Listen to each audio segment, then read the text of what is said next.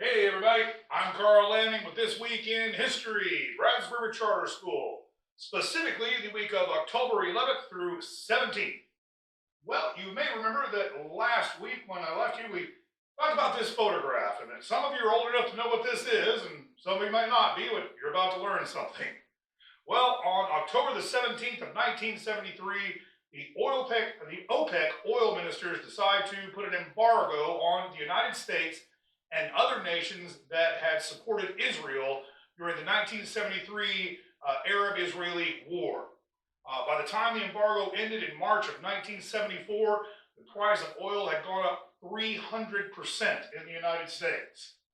Now, this had a whole bunch of far-reaching effects. The speed limit was dropped to 55 miles an hour. Automakers almost completely quit making large vehicles for a time.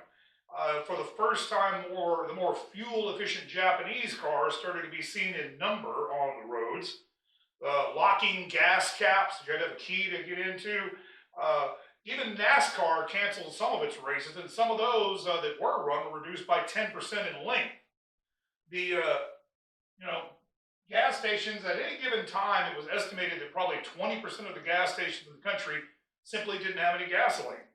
Now, the thing, of course, that most people remember is the rationing. Now, rationing was done various ways in various places. In some states, they issued you coupons, and once you were out of coupons, you couldn't buy any more gas. What I remember is the odd-even rationing. The way it worked was, if the last number of your license plate was even, then you could buy 5 gallons of gas on even dates of the calendar. And then the same thing with odd. And at least where we lived, you were limited to 5 gallons if they had gas. I remember very much getting into these very long lines, looking and seeing a gas station blocks down the way. My mother had a 1971 Chevrolet Impala, which is larger on the interior than most New York City apartments. And parking it, putting it into neutral actually, and then every time somebody bought their 5 gallons, up and Dad push it a car length or two ahead.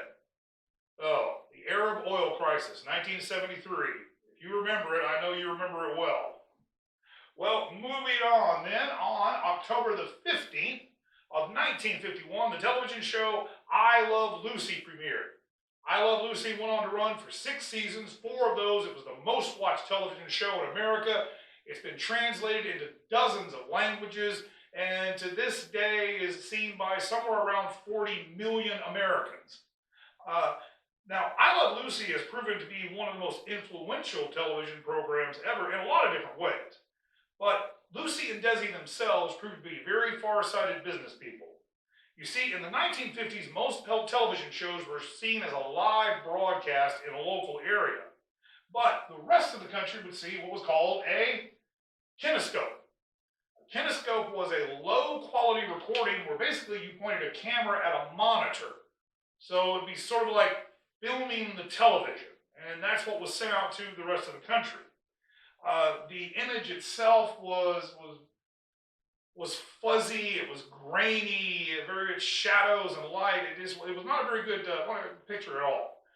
Desi, in particular, wanted the entire thing shot in 35mm film. He thought it'd be better for the television show's popularity. CBS balked at the idea due to the cost of film.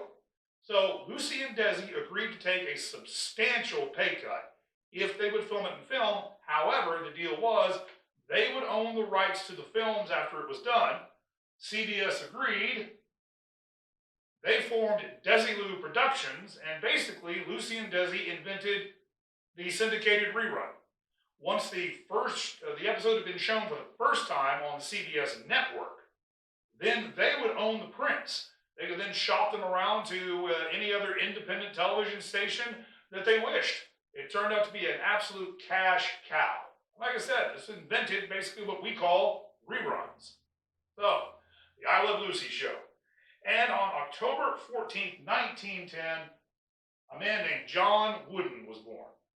John Wooden is best remembered today as, I would argue, the most successful college basketball coach ever, hands down.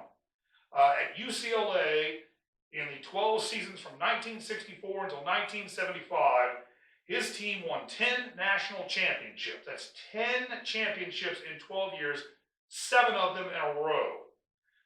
No other program even comes close to that. Now, what stands out to me about Wooden also is his character and some of his idiosyncrasies.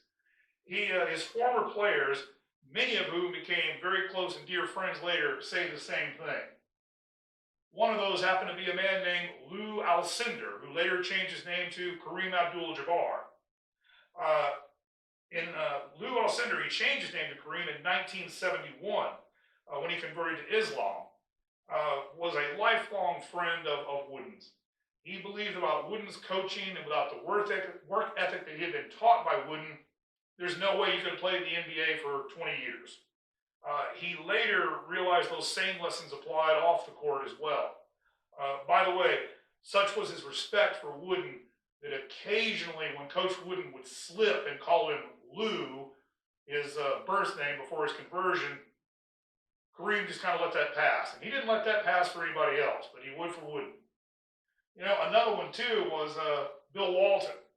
Bill Walton was an outstanding player of the teams of the 70s, the undisputed star. One day he showed up to practice with a beard. Wooden had a very strict, clean-shaven policy. Bill Walton explained his reasons, namely his right to freedom of expression. Coach Wooden told his star player, and Walton was definitely the star, that he understood his reasoning and he supported his decision, but that his teammates would miss it. The beard came off almost immediately. Walton said that the lesson he learned was that as a leader, people will test you to see what they can get away with, and you must hold true to your convictions. This is John Wooden's wife, Nell. They were married for 60 years. She died the 21st of March, 1985. The 21st, that became an important date. For the next 25 years until his own death, he would write her a love letter every 21st of the month and put it under her pillow on her side of the bed. So, Coach John Wooden, heck of a guy. Well, that's it for this week, but let you know what's coming up next week. We'll check out this very, very special record and its somewhat amazing journey so far. Thank you for the time. I'm Carl Lanning, Brazos River Charter School, and we look forward to seeing you right here next week.